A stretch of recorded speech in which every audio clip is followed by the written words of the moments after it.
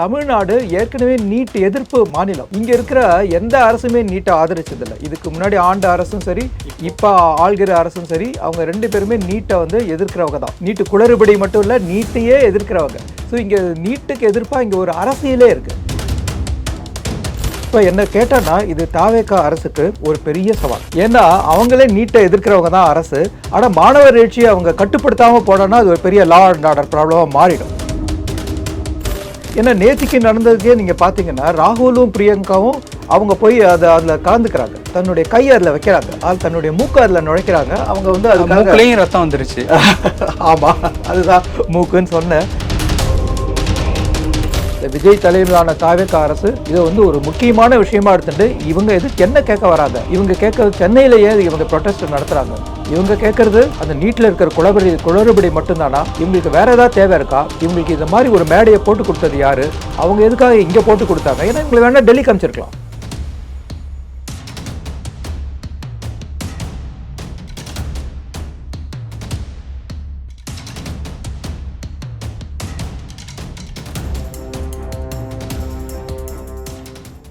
Real one நேயர்களுக்கு வணக்கம். இன்று நம்மளுடைய நேர்காணலுக்கு தென்னவன் மீடியாவை சேர்ந்த திரு சிவகுமார் அவர்கள் இணைஞ்சிருக்காங்க. சார் வணக்கம். வணக்கம், மிக்க மகிழ்ச்சி ரியல் ஒன் நேயர்களை சந்திப்பதற்கு. ஓகே, இப்போ நாட்டில் நடக்கக்கூடிய பல நிகழ்வு தொடர்ச்சியாக உங்களுடைய மீடியாவில் பேசிக்கிட்டு இருக்கீங்க. கண்டிப்பாக. அதில் குறிப்பிட்டு சொல்லப்படக்கூடிய விஷயம் நேற்று முன்தினம் டெல்லியில் நாடாளுமன்றம் வாசலில் நடந்த சிஜேபியினுடைய போராட்டம். இந்த போராட்டத்தை பொறுத்த வரைக்கும் நாடு அளவில் பெரிய லெவலுக்கு ஒரு பேசும் பொருளாக மாறி இருக்கு. இது எல்லாருக்குமே தெரிஞ்ச ஒரு விஷயம்தான். அங்கே என்ன நடந்திருக்கு, எதற்காக போராட்டம் நடத்தியிருக்காங்க அப்படிங்கிறது எல்லாருக்குமே தெரிஞ்ச ஒரு விஷயம்தான். பட் நம்ம அதை பேசினா கொஞ்சம் பழைய நியூஸ் மாதிரி இருக்கும். நம்ம அடுத்தடுத்த நிறைய அப்டேட்டை பேசலாம். இங்கேயுமே நம்மளுடைய சென்னையிலையுமே சில இடங்களில் போராட்டம் இளைஞர்கள் நடத்திக்கிட்டு இருக்காங்க. நேற்று கூட பாடகர் அறிவு என்ற நபர் தலைமைச் செயலக அலுவலகத்துக்கு முன்னாடி நீட் வேண்டாம் அப்படின்னு குரல் எழுப்பியிருந்தாங்க. ஸோ சில சம்பவங்கள் இங்கேயுமே பார்க்கப்படுகிறது. இந்த போராட்டத்தை நடத்துபவர்கள் யார்? அதாவது சென்னை சர்க்கிளில் போராட்டத்தை நடத்துபவர்கள் யார் அப்படிங்கிறது முதல் கேள்வியாக வைக்கிறேன். அதை யார் நடத்துகிறாங்க, அதுக்கப்புறம் அடுத்த கேள்விக்கு போகலாம். ஸோ யார் நடத்துகிறாங்க நம்ம நிச்சயமாக ஒரு யூக அடிப்படையில் பண்ண முடியாது. ஆனால் யாராக இருக்கலாம் அப்படிங்கிறதுக்கு நமக்கு இங்கே பல விஷயங்கள் இருக்குது. ஏன்னா தமிழ்நாட்டில் ஏற்கனவே நீட்டுக்கு ஒரு எதிர்ப்பு இருக்குது. இப்போ டெல்லியில் நடக்கிற எதிர்ப்பை நம்ம பார்த்தோம்னா, அவங்க நீட்டில் நடக்கிற குளறுபடியை எதிர்க்கிறாங்க. அவங்க நீட்டையே வேண்டான்னு எதிர்க்கல ஒரேடியாக. ஸோ நீட்டில் நடக்கிற குளறுபடி, அந்த பரீட்சை தேர்வு வினாக்கள் எப்படி லீக் ஆச்சு, அந்த லீக் ஆனதுக்கு பின்னாடி யார் இருக்காங்க? ஸோ அவங்களுக்கு ஒரு அமைச்சரை குறிப்பிட்டு, தர்மேந்திர பிரதானை குறிப்பிட்டு, அவருக்கு ரொம்ப நெருக்கமானவங்க மூலமாக தான் இது லீக் ஆச்சு, அவர் இதுக்கு பொறுப்பெடுக்கணும், அவரை ராஜினாமா செய்யணுங்கிற விஷயங்கள்லாம் நமக்கு தெரியும். ஸோ அது ஒரு பக்கத்தில் இருக்கச்சு, தமிழ்நாடு ஏற்கனவே நீட் எதிர்ப்பு மாநிலம். இங்கே இருக்கிற எந்த அரசுமே நீட்டை ஆதரிச்சதில்லை. இதுக்கு முன்னாடி ஆண்ட அரசும் சரி, இப்போ ஆள்கிற அரசும் சரி, அவங்க ரெண்டு பேருமே நீட்டை எதிர்க்கிறவங்க தான். நீட்டு குளறுபடி மட்டும் இல்லை, நீட்டையே எதிர்க்கிறவங்க. ஸோ இங்கே நீட்டுக்கு எதிர்ப்பாக இங்கே ஒரு அரசியலே இருக்குது. ஸோ அங்கே டெல்லியில் நடக்கிறது ஒரு மாணவர்களோட எழுச்சியாக நம்ம பார்த்தோம்னா, இங்கே அது ஒரு அரசியல். நீட்டுங்கிறது ஏற்கனவே இருக்கிற ஒரு அரசியல். நீட்டுக்கு ஆதரவு பாஜக வலதுசாரியாக இருந்தாலும் நீட்டுக்கு எதிர்ப்பு தான் அதிகம். பாஜக என்டிஏல கூட்டணியிலேயே கூட அதிமுக நீட்டை எதிர்க்கிற ஒரு இது. ஸோ இங்கே நடக்கிற நீட்டை எதிர்ப்பை இவங்க ஸ்டூடெண்ட் எழுச்சியோட நம்ம கலக்கலாமா இல்லையா அப்படிங்கிறத ரொம்ப நிச்சயமாக யோசிக்கணும். ஏன்னா இங்கே பொலிட்டிக்கல் பார்ட்டிஸ், அதாவது அரசியல் கட்சிகள் நீட்டை எதிர்ப்பு. அவங்க இப்போ அவங்க ஸ்டூடெண்ட் பின்னாடி நிற்பாங்களா? அவங்க இப்போ ஸ்டூடெண்ட் பின்னாடி நின்னாங்கன்னா நமக்கு அதை மத்திய அரசு வேறு மாதிரி ஹேண்டில் பண்ணும், ஐடென்டிஃபை பண்ண ஆரம்பிக்கும். இப்போ என்ன கேட்டான்னா, இது தாவேகா அரசுக்கு ஒரு பெரிய சவால். இதை மாணவர் எழுச்சியை கண்ட்ரோல் பண்ண வேண்டியது அவங்க பொறுப்பு. தமிழ்நாட்டில் தான் அவங்களுக்கு இப்போ சென்னையில் நடக்கிறத சொல்கிறேன். ஸோ சென்னையில் நடக்கிற மாணவர் ப்ரொட்டஸ்ட், ஸ்டூடெண்ட் ப்ரொட்டஸ்ட், சிஜேபி அவங்களுடைய பேனர்லேயே நடக்கிற இந்த ப்ரொட்டஸ்ட்டை கண்ட்ரோல் பண்ண வேண்டியது தாவேகா அரசுக்கு ஒரு பெரிய சவாலாக அமையும். ஏன்னா அவங்களே நீட்டை எதிர்க்கிறவங்க தான் அரசு.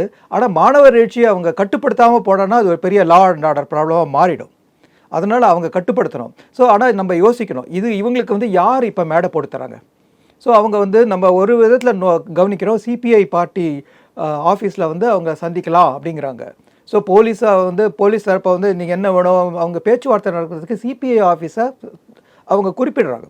ஸோ அதனால சிபிஐக்கு இது ஆதரவு தருது அப்படின்னு நம்ம எடுத்துக்கலாம். ஆனால் சிபிஐ வந்து தாவேக்கால கூட்டணி வைக்கிற ஒரு கட்சி, அவங்களுடைய அரசுக்கு ஆதரவாக இருக்கிற கட்சி.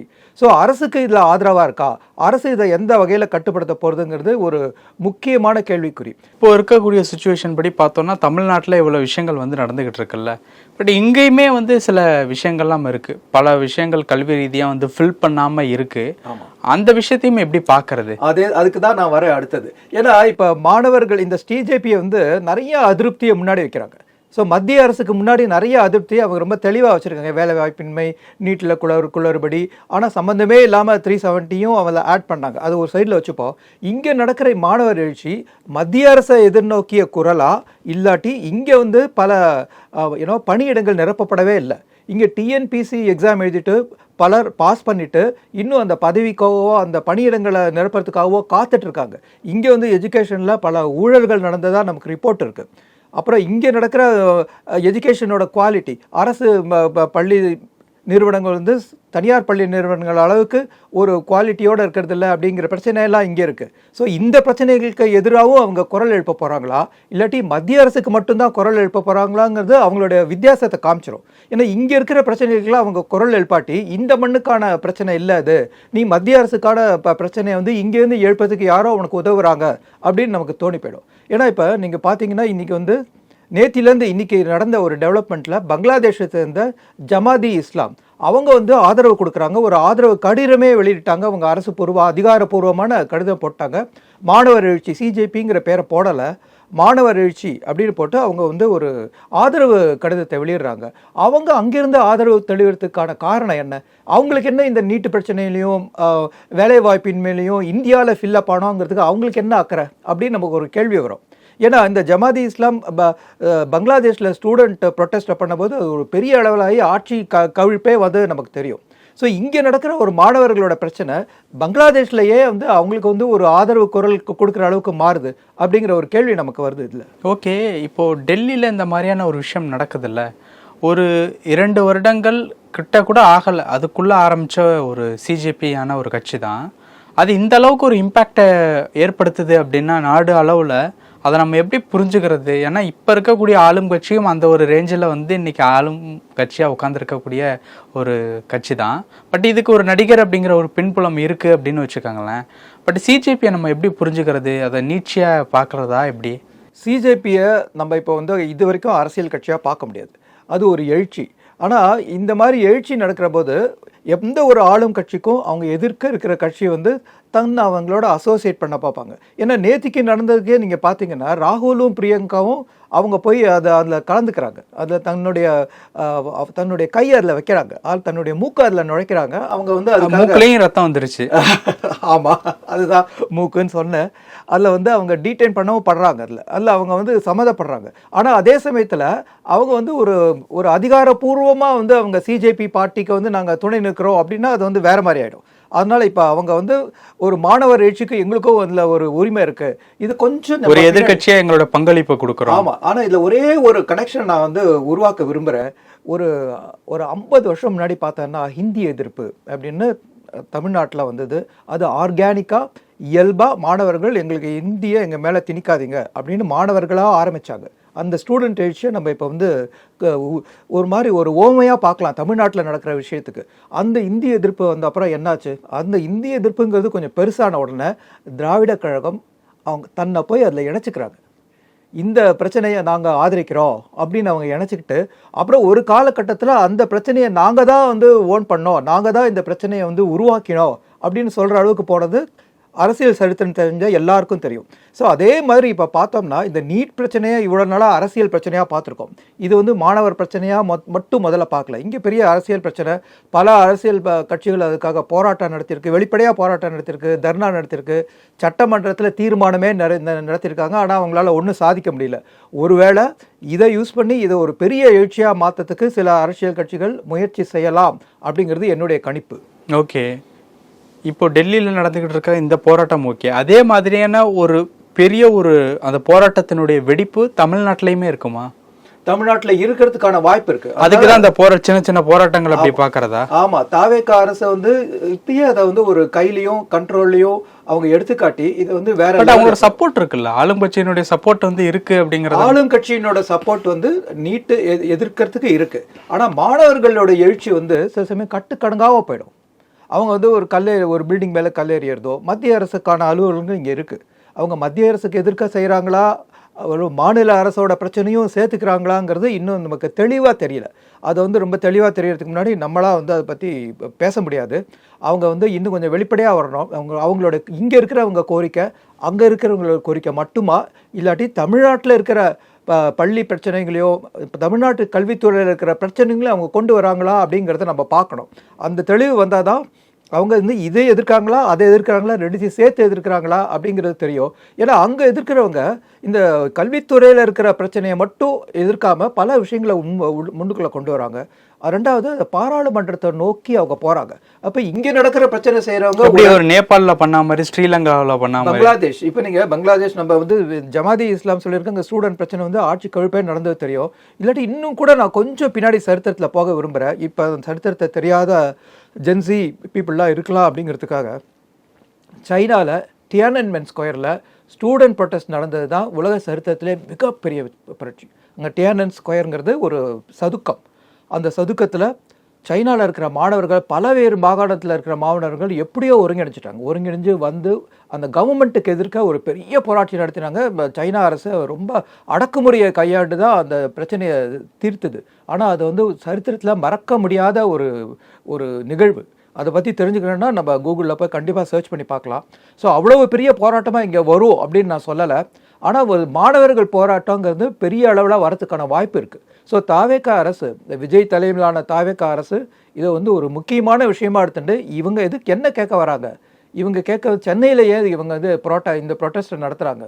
இவங்க கேட்குறது அந்த நீட்டில் இருக்கிற குளறுபடி மட்டும்தானா, இவங்களுக்கு வேறு ஏதாவது தேவை இருக்கா, இவங்களுக்கு இந்த மாதிரி ஒரு மேடையை போட்டு கொடுத்தது யார், அவங்க எதுக்காக இங்கே போட்டு கொடுத்தாங்க? ஏன்னா இவங்களை வேணால் டெல்லிக்கு அனுப்பிச்சிருக்கலாம். டெல்லிக்கு இங்கேருந்து சென்னையிலேருந்து போகிறது ரொம்ப பெரிய கஷ்டமான விஷயம் இல்லை. இப்போ இந்த காலகட்டத்தில் இவங்க சென்னையிலேயே போராட்டம் நடக்கிறது மூலமாக என்ன நிரூபிக்க வராங்க? சென்னையில் இருக்கிற லா அண்ட் ஆர்டரை ஏதாவது குளறுபடி பண்ண வராங்களா பார்க்கணும். ஒருவேளை நாளைக்கு இவங்க சட்டமன்றத்தை நோக்கி நாங்கள் நடக்கிறோன்னா என்ன செய்வாங்க? அங்கே பாராளுமன்றத்தை நோக்கி நடக்கிறாங்க. அது மாதிரி ஒரு பிரச்சனை வந்தால் எப்படி சமாளிக்கிறது?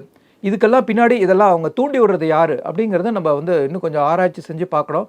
தாவேகா அரசு இது வந்து ஒரு விவரமாக எடுத்துக்கும்னு நான் நம்புகிறேன். 29 பார்லிமெண்ட் எலெக்ஷனில் இந்த சிஜேபி கட்சியினுடைய ஆதிக்கம் பிரதிபலிக்குமா?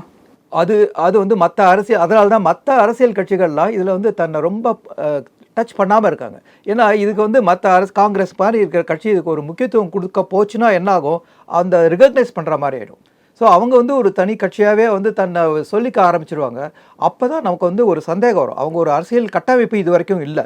ஆனால் அரசியல் கட்டமைப்பாவோ ஒரு கட்சியாக இல்லாதவங்களுக்கு எப்படி இதுக்கு மேலே ஒரு சக்தி வரும்? அவங்களுக்கு அப்போ வெளிநாடு ஃபண்டு வேணும். ஸோ வெளிநாடு ஃபண்டு எங்கேருந்து வரும்? அவங்க ஒரு அரசியல் கட்சி ஆகிடுச்சுன்னா இங்கே இருக்கிற எல்லாருக்குமே ஆபத்து. ஏன்னா வெளிநாடு ஃபண்டுங்கிறது இங்கே இருக்கிற கட்சிகளை விட ரொம்ப அதிகம். அவங்க ஒரு கட்டமைப்பை வந்து ஒரு நினச்சிட்டாங்கன்னா அவங்க ஒரு சின்ன கட்சியை வச்சு கூட ஒரு பெரிய விஷயத்தை அவங்களால சாதிக்க முடியும். அது நம்ம கண்ணால் பல தேசங்களில் பார்த்துருக்கோம். அதனால் இதை வந்து இவங்க 29 எலெக்ஷனில் இவங்க வருவாங்களா இல்லையா அப்படிங்கிறத சொல்கிறத விட மற்ற அரசியல் கட்சிகள் இவங்களை எப்படி அணுக போகிறாங்க அப்படிங்கிறது தான் அந்த சமயத்தில் முக்கியம். ஏன்னா இப்போ பாருங்கள், ஒரு இன்டர்நெட்டில் ஒரு ட்ரெண்ட் ஆக்க வைக்கிறதோ, இன்ஸ்டாகிராமில் வந்து நிறைய வியூஸ் கிடைக்கிறதோ, அது வந்து ஒரு எலெக்ஷனில் நின்று ஜெயிக்கிறதுக்கு சமம் இல்லை. எலெக்ஷனில் நின்று ஜெயிக்கிறதுங்கிறது வேற. அது வந்து அடிமட்ட மக்களை சென்று அடைஞ்சால் தான் எலெக்ஷனில் வின் பண்ண முடியும். அதனால் அவங்க ஒரு கட்சியாக வந்தால் கூட அவங்களால ஜெயிக்க முடியுமா இல்லையாங்கிறது அவங்க கட்டமைப்பை பொறுத்தது. மற்ற கட்சிகள்லாம் அவங்கள எப்படி ட்ரீட் பண்ணுறாங்கிறத பொறுத்து, எவ்வளோ பேர் அவங்களோட போய் சேர்ந்துக்கிறாங்கிறத பொறுத்தது. ஓகே, இப்போது டெல்லி, தமிழ்நாடு இந்த 2 ஸ்டேட்லேயும் தான் இந்த போராட்டம் ரொம்ப வீரியமாக இருக்கா, இல்லை வேறு ஏதாவது ஸ்டேட்டில் இருக்கா? நான் அறிஞ்ச வரைக்கும் இப்போ நான் வந்து பயணத்தில் இருக்கேன். ஸோ நம்ம டெல்லியில் வந்து பார்த்தோம், இன்றைக்கி சென்னையில் வரதை பார்க்குறோம். இது நிச்சயமாக மற்ற இடங்களில் பரவும். ஆனால் இப்போ இருக்கிறது அந்த 2 இடம் தான். ஆமாம், நம்ம மற்ற இடங்களில், ஏன்னா இது வந்து மாணவர்கள் எழுச்சிங்கிறது ரொம்ப வேகமாக பரவக்கூடிய காலம் இது. ஏன்னா ஒரு இன்ஸ்டாகிராமில் போய் ஒரு சட்டுன்னு மொபிலைஸ் பண்ணிடுறாங்க. அந்த ஒருங்கிணைப்புங்கிறது இப்போ கொஞ்சம் வேகமாக நடக்கிறதுனால அந்த ஊடகவியல் மூலமாக மற்ற இடங்களில் இதை பரவறதுக்கான வாய்ப்பு அதிகம். அதனால தான் என்ன பண்ணுறாங்க, நம்ம மோடி அரசு இப்போ வந்து ஒரு காமன் கிரவுண்டில் 2 பேரையும் பேசலான்னு வரவழைச்சிட்டாங்க. அவங்க வந்து முதல்ல மினிஸ்டர் சொல்கிற மாதிரி தான் பேசணும்னு இருந்த போய் இப்போ சிஜேபியும் நீங்கள் சொல்கிற இடத்துல வந்து நாங்கள் பேசுகிறோம், பட் பேச்சுவார்த்தை ரொம்ப முக்கியங்கிறத மத்திய அரசு உணர்ந்துருச்சு. ஸோ அந்த பேச்சுவார்த்தையில் அவங்களுடைய தேவைகளை பார்த்து எந்த தேவைகள் வந்து அவங்க நிஜமாகவே ஒரு மாணவர்களுக்கான ஒரு பிரச்சனையோ அதை வந்து அவங்க தீர்க்க முயற்சி பண்ணுவாங்கன்னு தான் நான் நினைக்கிறேன்.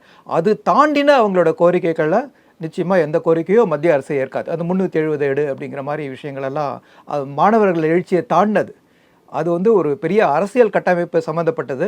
அதுக்கான எழுச்சியாக இது இருக்கக்கூடாது. இந்த மாணவர் எழுச்சிங்கிறது இவங்களோட பிரச்சனையை வந்து முன்னெடுத்து வைக்கிறதா இருக்கணுமே தவிர அதை தாண்டின விஷயமா இருக்கக்கூடாது. அதுதான் என்னுடைய கருத்து. பல விஷயங்கள் பேசியிருக்கோம். நேரத்திற்கு நன்றி சார். நன்றி சார். நன்றி.